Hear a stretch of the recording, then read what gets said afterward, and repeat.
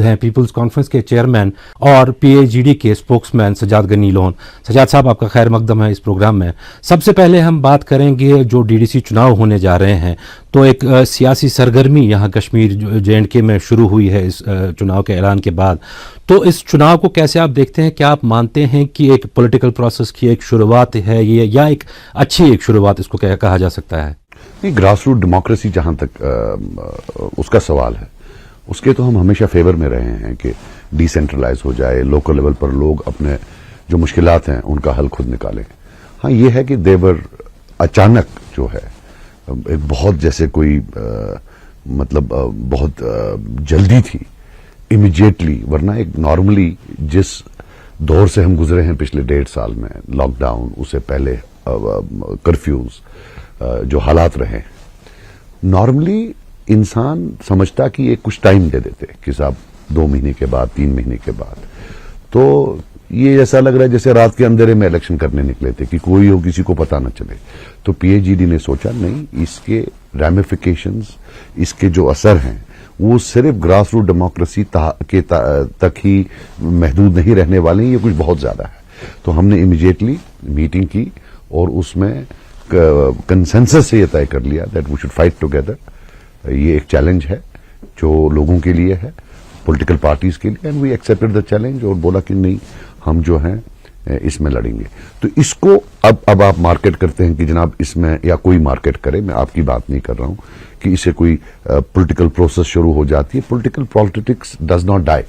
आप कितने भी मारने की कोशिश करो उसको, मैं सिंसियर और प्रॉपर पॉलिटिकल प्रोसेस बोलता हूं। आप एक डेमोक्रेसी में पॉलिटिक्स को किल नहीं कर सकते हैं और ये दबा नहीं सकते हैं। सो विद और without this election, the political process in terms of जो यहाँ के लोगों की जो डिमांड्स हैं, यहाँ के लोगों की जो ख्वाहिशात हैं, वो तो मरने वाली नहीं। पीएजीडी के हवाले से अगर हम बात करें तो ये अलायंस बना था कि आर्टिकल 370 और 35 को किस तरह से वापस रेस्टोर किया जाए, किस तरह से उसका दिफा किया जाए। लेकिन अचानक से इलेक्टोरल की तरफ जाना और अचानक से ये डीडीसी चुनाव में जाना, क्योंकि पहले जो बयानात आए थे उसमें आपके कुछ अलायंस के जो मेंबर्स हैं उन्होंने ये भी कहा था कि हम ये चुनाव नहीं लड़ेंगे, हम कोई भी चुनाव तब तक नहीं लड़ेंगे। लेकिन फिर अचानक से ये क्या ये माना जा सकता है कि एक पावर हंगर है ये? नहीं, पावर हंगर कहाँ, ये तो ग्रास रूट डेमोक्रेसी में हम में से कौन पावर एंजॉय कर रहा है। और आपको एक चीज देखना चाहिए कि अगर कोई इकाई इंडिविजुअली कोई बयान दे या उनका कोई मौकफ हो, जब कलेक्टिवली वो बैठते हैं तो जो कलेक्टिव फैसला होता है वो as a rule of thumb wiser होता है। तो सब इकाइयों ने बोला कि नहीं, जो इज्तिमाई तौर पर फैसला होगा हम उसके साथ हैं। तो ये कोई नफी नहीं करता उनके स्टैंड की, लेकिन ये एक चीज़ करता है कि जो उनका बिलीफ है, जो उनका बिलीफ है कि कलेक्टिव लीडरशिप ही चल सकती है इस वक्त, ये उसको उन्होंने उसका रिस्पेक्ट में मुझे लगता है कि नहीं, जो कलेक्टिव डिसीजन होगा हम वही करेंगे। तो that's I think is a good thing कि उनने जो है उनके अपने अप्रहेंशंस क्या हैं उनको साइड पे रख के बोला कि नहीं, जब इज्तिमाई तौर पर एक फैसला आया है हम उसके साथ चलेंगे। तो इसमें कोई कॉन्फ्लिक्ट नहीं नजर आ रहा है मुझे। तो अलायंस में सीट शेयरिंग का हुआ, लेकिन काफ़ी सारे बयानात ऐसे आए जिससे कि ये लगा कि शायद सीट शेयरिंग से सब सहमत नहीं है, सारे जो अलायंस पार्टनर्स हैं वो शायद खुश नहीं है। हमने देखा कि पीडीपी में भी डिवीज़न हुआ और मुजफ्फर बेग इसी बहाने को लेकर वो पार्टी से बाहर हो गए कि जो पीडीपी का शेयर है वो उनको प्रॉपर नहीं मिला। सीट शेयरिंग के हवाले से क्या आप सहमत हैं कि जो भी सीट शेयरिंग हुई है डीडीसी चुनाव के हवाले से वो सही थी? देखिए, बेग साहब के बारे में कमेंट नहीं कर सकता क्योंकि उनके साथ बड़े ज़ाती ताल्लुकात हैं। हम इतने छोटे थे तो तब से उनके साथ रहे हैं। लेकिन ओवरऑल मैं सीट शेयरिंग के बारे में बोलूँ, किसी भी जगह जहाँ सीट शेयरिंग हो, जहाँ पिछले 40 साल, 50 साल, 30 साल आपने लड़ा हो एक दूसरे को, थोड़ा बहुत फ्रिक्शन तो होता ही है। यहाँ तो कुछ नहीं हुआ।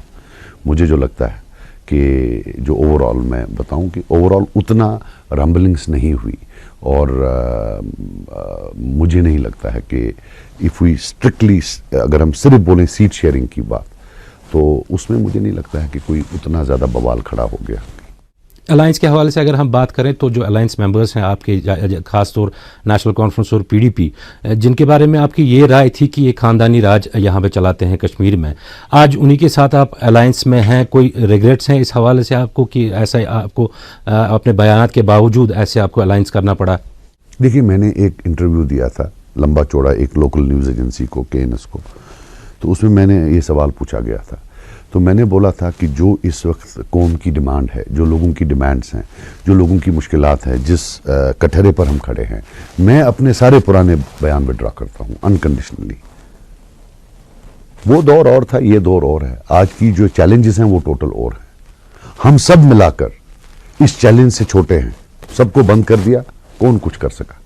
अब अगर हम अलग अलग सब दौड़े तो उसमें तो मुझे लगता है हमारा ही नुकसान है।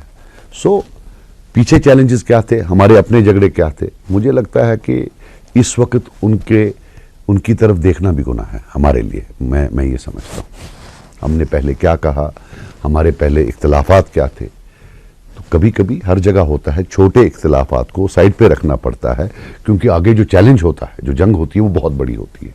तो आप ये मान लीजिए कि एक बहुत बड़े जंग के लिए हमने अपने जो हमारे इख्तिलाफात थे वो पूरे पीछे कर दिए और बोला नहीं, हम यहाँ इकट्ठे होंगे क्योंकि और कोई चारा नहीं है। You have to be together. Narendra Modi ji को आप कभी अपना बड़ा भाई मानते थे। आखिर क्या वजूहात ऐसी हुई कि आज इतनी खटास है आप दोनों के बीच में और इतना आप बीजेपी के अगेंस्ट आज हो गए हैं? आखिर क्या वजूहात है इस सब की? देखिए, इसमें कोई शक नहीं है, ये अच्छा है आपने बोला कि हम उस अलायंस का हिस्सा थे जब यहाँ हुकूमत थी, इसमें कोई शक नहीं है। लेकिन आप या तो मेरी शॉर्ट साइटेडनेस बोल सकते हैं कि हम इतनी दूर की नज़र नहीं रखते थे, या फिर धोखा बोल सकते हैं हो गया कि जब 2014 का इलेक्शन हुआ, यहां किसी के पास नजरियाती मैंडेट नहीं था। नजरियाती मैंडेट का मतलब यह है कि मेरा एक नजरियाती एजेंडा है, उसके लिए जो हमारा कॉन्स्टिट्यूशन था जम्मू कश्मीर का या हिंदुस्तान का, उसके तहत आपको जम्मू कश्मीर असेंबली में एक मेजॉरिटी होनी चाहिए थी कोई बड़ा चेंज करने के लिए, जैसे जो चेंजेस 5 अगस्त को हो गए, जो हमने कॉन्स्टिट्यूशन पढ़ा था। तो उसमें कोई खतरा नहीं था, किसी के पास वो आइडियोलॉजिकल मैंडेट नहीं था।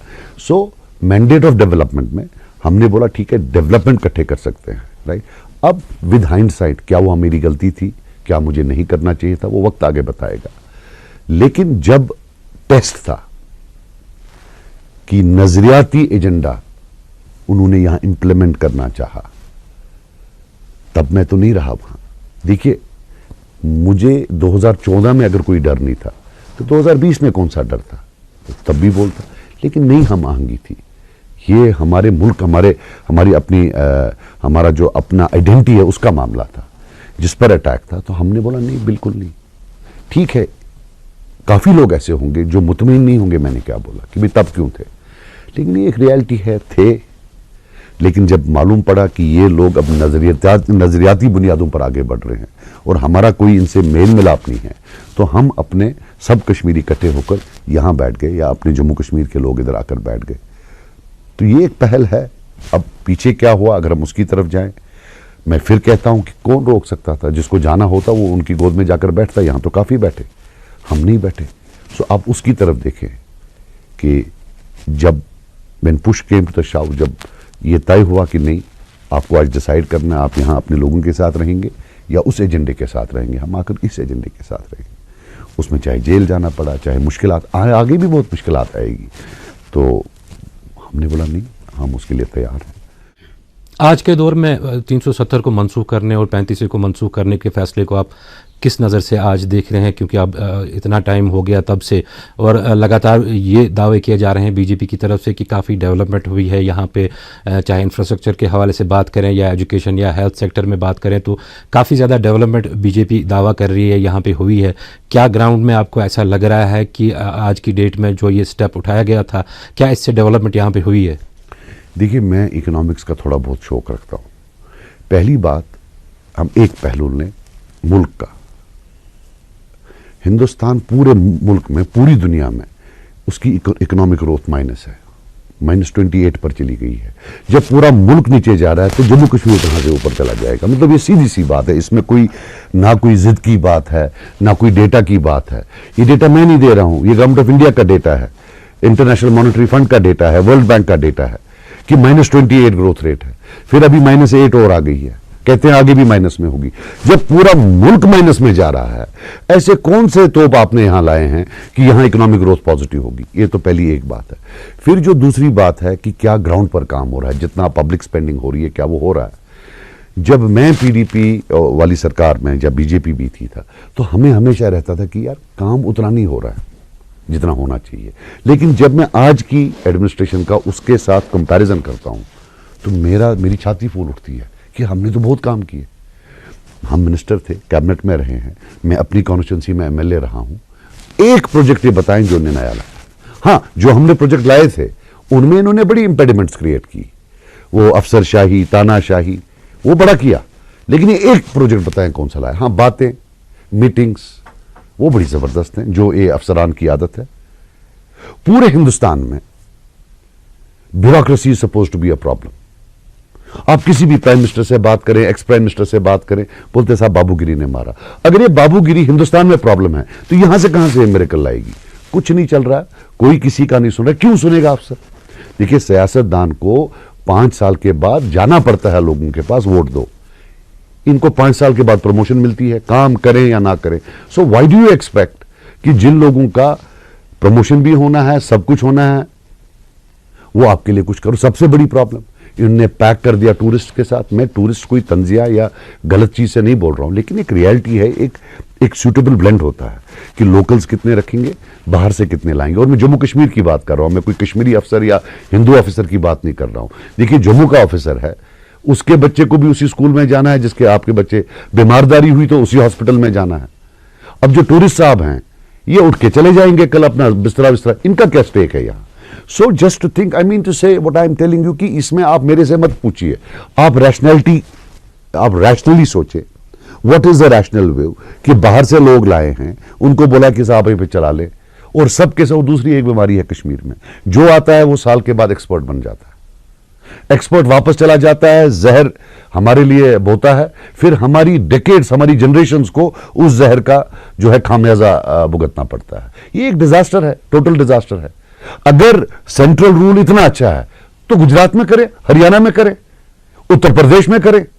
मैं बहुत रिस्पेक्ट से कह रहा हूं, बहुत रिस्पेक्ट से। मैं कोई किसी को नीचा नहीं, हमारे लेफ्टिनेंट गवर्नर साहब हैं, वो उत्तर प्रदेश के हैं, तो उत्तर प्रदेश कौन सा रोल मॉडल है? आप देखिए कितनी फिल्में बनती हैं माफिया पर, कितनी फिल्में बनती हैं किडनैपिंग पर, तो कौन सा रोल मॉडल बनाएंगे आप? हम तो फिर भी हिंदुस्तान के किसी भी जब स्टेट में आते हैं, राइट, तो कहीं ना कहीं तो हमारा नंबर है एजुकेशन में, कहीं ना कहीं हमारा नंबर है हेल्थ में। झूठ पे झूठ, झूठ पे झूठ। वुमेन एम्पावरमेंट, जितनी एम्पावर्ड हमारी अल्हम्दुलिल्लाह औरतें, इतनी किसी जगह नहीं है। बल्कि उल्टा हम रोल मॉडल हो सकते हैं। आज 70 साल हो गए, कोई डाउरी डेथ है जो कश्मीर में? एक बताइए, क्या हमने किसी बहू को जलाया आज तक? नहीं।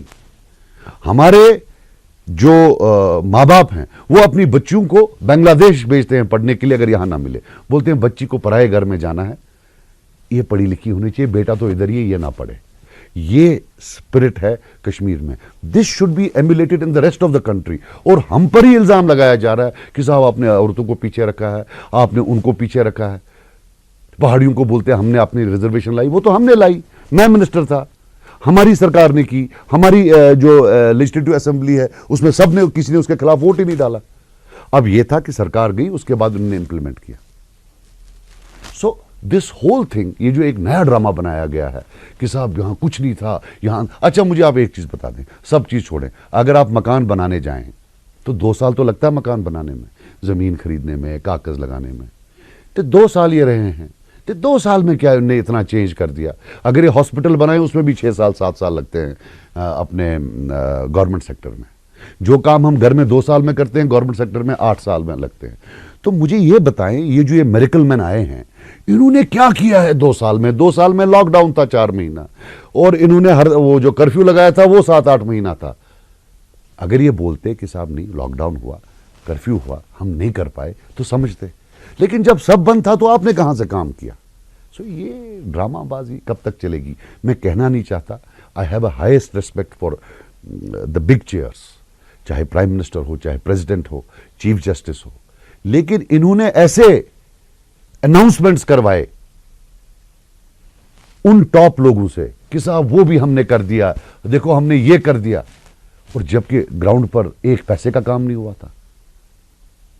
झूठ कहलवाया इन्होंने from people who are holding the top most positions कि वो भी किया, ये भी किया। इस वक्त भी नहीं हुआ जब मैं आपसे बात कर रहा हूं। एक छोटी बात बताऊं, ये बोलते हैं लास्ट माइल कनेक्टिविटी हमने बिजली की है। इनको बोलिए मसल में है बिजली? इनने किस बात पर अनाउंसमेंट करवाई कि साहब हो गई? बुढ़ी नमल है, बोले वहां है। दोड़ा के काफी इलाके वहां हैं। इन्होंने तो उसके बदले प्राइस भी दे दिया किसी को कि साहब इसने जल्दी किया। अभी तो वहां पोल भी नहीं पड़े हुए।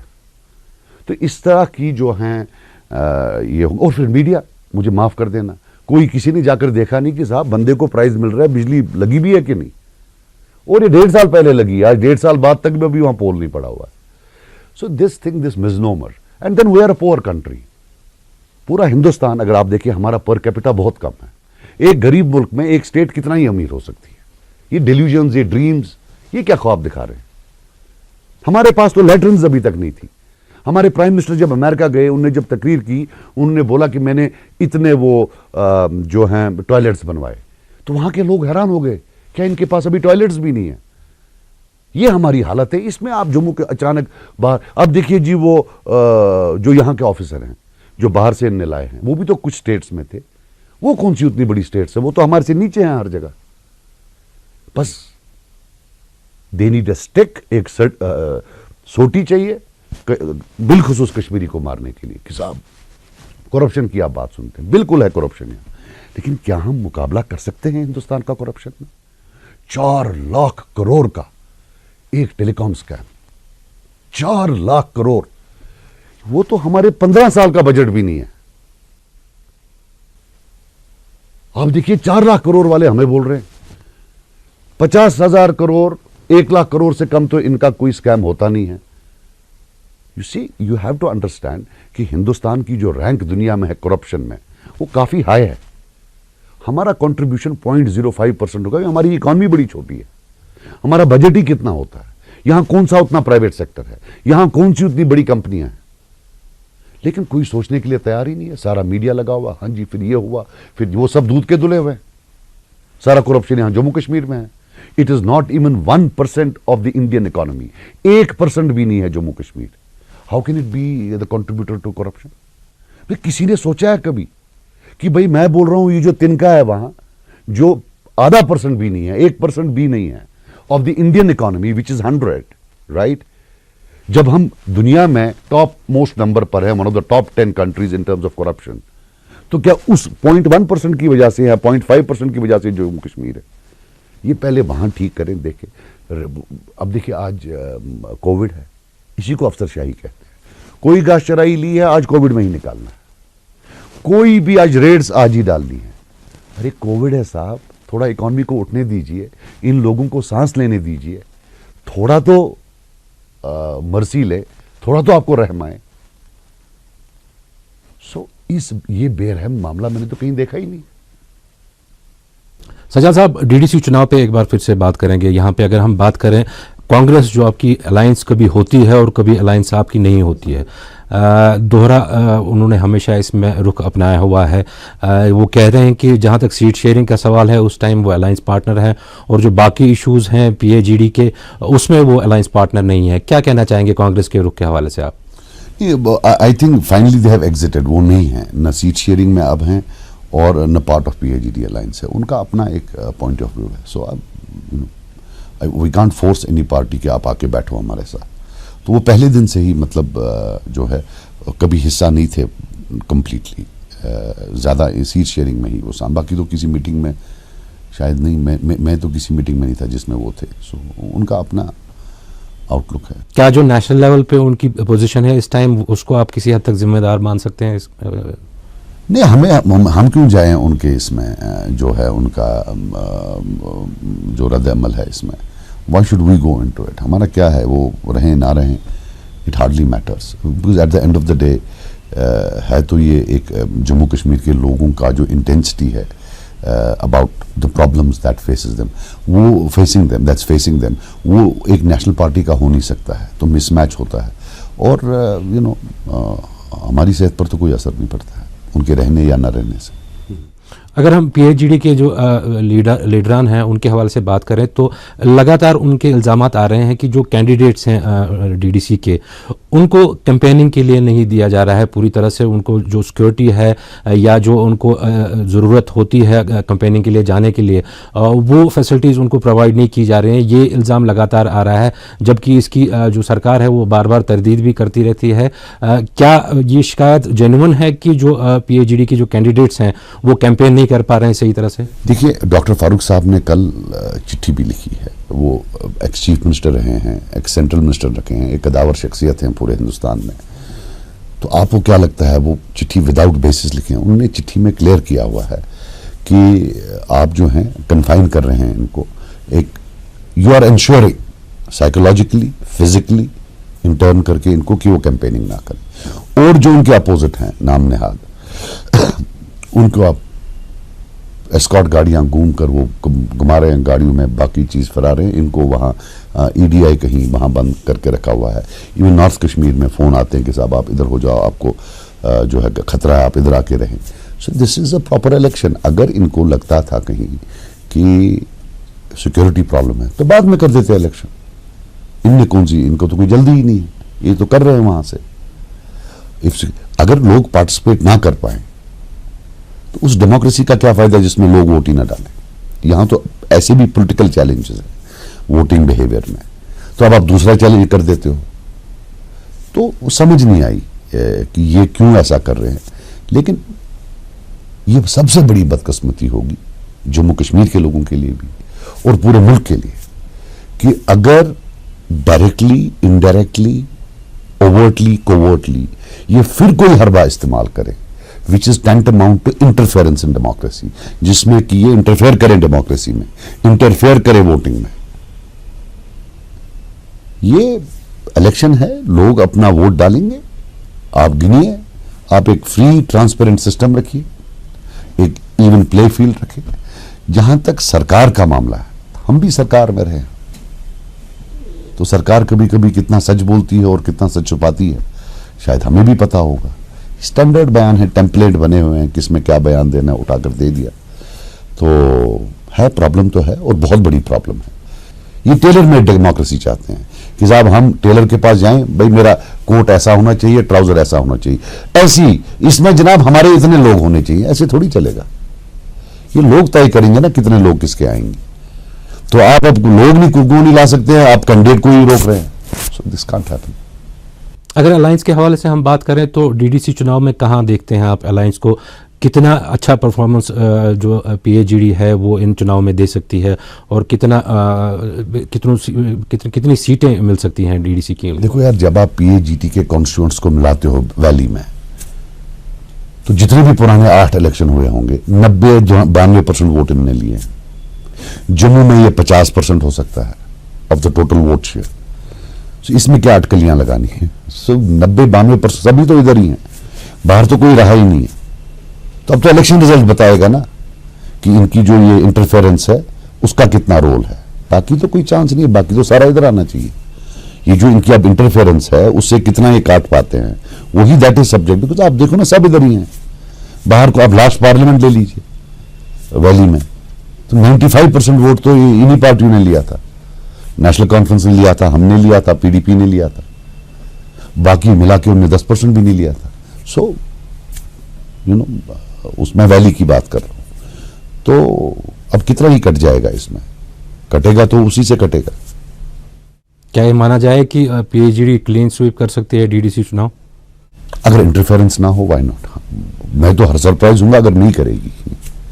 You see the big surprise will be if they don't, and with these whatever they are doing, जो कुछ थोड़ा बहुत कर सकते हैं, पर लोगों को भी निकलना चाहिए ना। देखिए, मैं आपको बात बताऊं, जहां लोग निकले वहां कम चांस होता है। People should come out.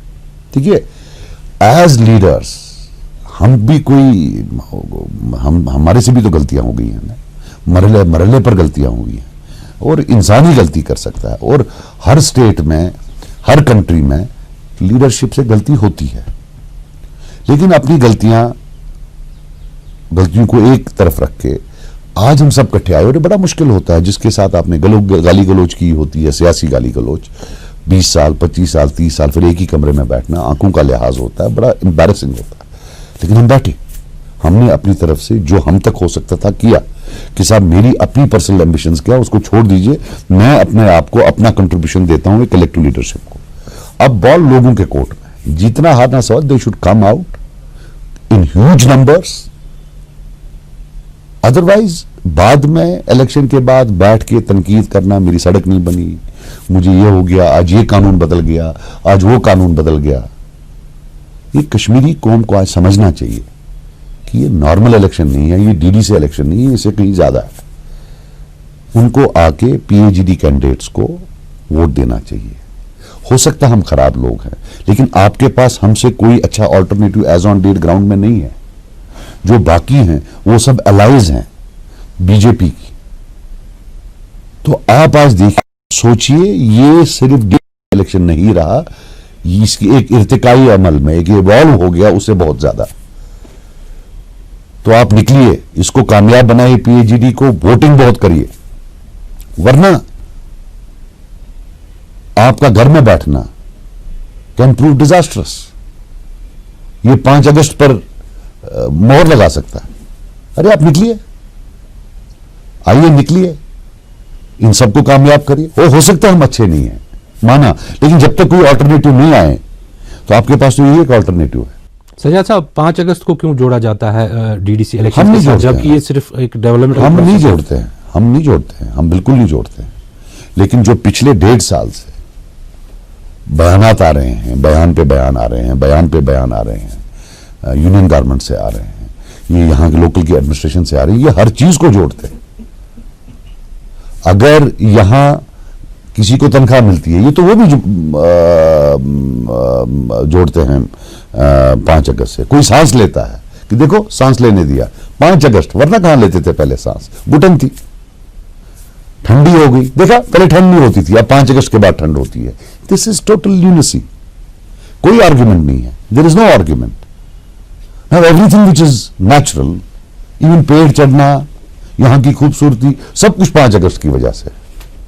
I mean से इस पर तो एक फिल्म भी बन सकती है, मगर ह्यूमरस, कि हर एक चीज 5 अगस्त की वजह से। अगर आप में बात करें 5 अगस्त की वजह से, वरना कहां। सो ऐसा तो है नहीं, मतलब जो इन्होंने बनाया हुआ है कि जैसे हम कहीं वो केव्स में रहते थे, कहीं पहाड़ों पर, फिर ऐसे रहते थे, फिर पेड़ों से, एक पेड़ से दूसरे पेड़ पर छलांग मारते थे, वो वाला मामला तो था नहीं यहाँ जैसा ही दिखा रहे। बट दे आर, ये हर एक चीज को कनेक्ट करते हैं। वोट डाले, देखा 5 अगस्त, नहीं डाले, देखा 5 अगस्त। हम नहीं कर रहे हैं, ये कर रहे हैं। सजाद साहब, ये जो डीडीसी चुनाव है, क्या इनको एक रिहर्सल माना जाए जो आगे आने वाले चुनाव होंगे असेंबली की? अगर हम बात करें तो जब असेंबली के चुनाव यहाँ पे होंगे, क्या उस टाइम भी इसी किस्म का एक अलायंस देखा जा सकता है, एक महागठबंधन देखा जा सकता है, यहाँ की पॉलिटिकल पार्टीज जो हैं वो मुतहदा होकर वो इलेक्शन भी लड़ें? क्या ऐसा कुछ आगे आने वाले दिनों में देखा तो आने वाला वक्त बताएगा। देखिए, वो तो आने वाला, अभी तक तो सब कलेक्टिव हैं, वो तो आने वाला वक्त बताएगा। और मैं आपको बात बता दूं कि इसमें बड़ी टेक्निकलिटीज भी होती हैं। जैसे आज हम इकट्ठे हो गए, 92% वोट इकट्ठे हो गया, तो इसमें एक और खतरा होता है कि आपका कोई रेबल खड़ा हो जाता है, तो इसी 92 में से उठ के वो किसी और जगह चला जाता है। उन सब चीजों को मद्देनजर देखकर और वक्त की नजाकत को मद्देनजर रखकर कलेक्टिव लीडरशिप बैठेगी, डिसाइड करेगी। But I can assure you one thing, जो कंसेंसस वहां होगा, जो मैंने अंदर माहौल देखा, कोई भी कंसेंसस से बाहर नहीं निकलेगा। वो कंसेंसस क्या होता है वो ऑफ कोर्स तभी मालूम पड़ेगा जब ऐसा कोई मामला आता है। गुपकार अलायंस को गुपकार गैंग का भी नाम दिया गया है और अक्सर बताया जाता है कि ये एंटी नेशनल लोग हैं जो इकट्ठा हो गए हैं, तो इस पे थोड़ा रोशनी डालिए, क्या है ये? देखिए, मैं आपको एक बात बताऊं, ये अगर आपके पास अपनी कौम को बेचने के लिए इकोनॉमिक डेवलपमेंट है तो आप वही बेचेंगे। टॉप क्लास हेल्थ इंफ्रास्ट्रक्चर है, आप वही बेचेंगे। टॉप क्लास एजुकेशन सिस्टम है वर्ल्ड में, वही बेचेंगे। टॉप क्लास डिफेंस सिस्टम है, आप वही बेचेंगे। आपका जी पीने का पानी पूरी हिंदुस्तान में सब पीते हैं, कोई गंदा पानी नहीं पीता, वही बेचेंगे। वो बेचने के लिए है नहीं, तो फिर अब यही लोग चीज बेचेंगे। अरे हमें छोड़िए, हम तो नए हैं, हमें 3-4 साल हो गए हैं मेन स्ट्रीम में। फारूक साहब हैं, महबूबा जी हैं, तारिगामी साहब हैं, बाकी लोग हैं, इवन जावेद मुस्तफ़ा साहब हैं, 3 बार MLA रह चुके हैं, अवामी नेशनल कॉन्फ्रेंस है, उनके फाउंडर मेंबर जो हैं मरहूम शाह साहब, वो चीफ मिनिस्टर रह चुके। क्या ये सब गैंग के ही हाथ में था? वाजपेयी साहब भी तो थे, तब भी तो यही थे। So it is not tenable, it's a political statement, it's a political statement and is a statement we should not have been made. Normally एक मैच्योर डेमोक्रेसी में ऐसा स्टेटमेंट नहीं होना चाहिए था। अभी हम मीडिया का मामला है, वो हर एक चीज यहाँ एक पूरे मुल्क में ही एक अजीब ही माहौल हो गया है। तो टीवी चलने 1-1 घंटा 1.5 घंटा, हाँ भाई वो ये तो ये एक बड़ा पेनफुल फेज है पूरे कंट्री के लिए। तो उसमें अनफॉर्चुनेटली कश्मीर एक सेलिंग पॉइंट बन गया है। हम इतने से हैं, छोटे से, लेकिन इलेक्शन एजेंडा सेट किया जाता है कश्मीर पर। जितना कश्मीरी को मारो उतने वोट मिलते हैं। जब तक हम इस बला से बाहर नहीं निकलेंगे तो मारते रहेंगे। क्या करें, ये हमारी बदकिस्मती है और उस कौम की भी बदकिस्मती है पूरे मुल्क की, कि वो ये नहीं देखते कि उनके पास जॉब नहीं है, वो ये नहीं देखते उनके पास पीने का पानी नहीं है, वो ये नहीं देखते कि उनके पास गुर्बत है, वो ये देखते हैं कि कश्मीरी को मार पड़ी या नहीं। ये तो बदकिस्मती हमसे ज्यादा उनकी है, क्योंकि जब तक वो इस सोच से बाहर नहीं आएंगे तो वो भी तो गुर्बत से बाहर नहीं आने वाले, वो भी तो लाचारी से बाहर नहीं आने वाले। क्या करें, फंस गए। सजाद साहब, अपना कीमती वक्त देने के लिए आपका बहुत बहुत शुक्रिया है। नाजरीन, आज के प्रोग्राम में बस इतना ही। मुझे और मेरी टीम को दीजिए इजाजत। आदाब।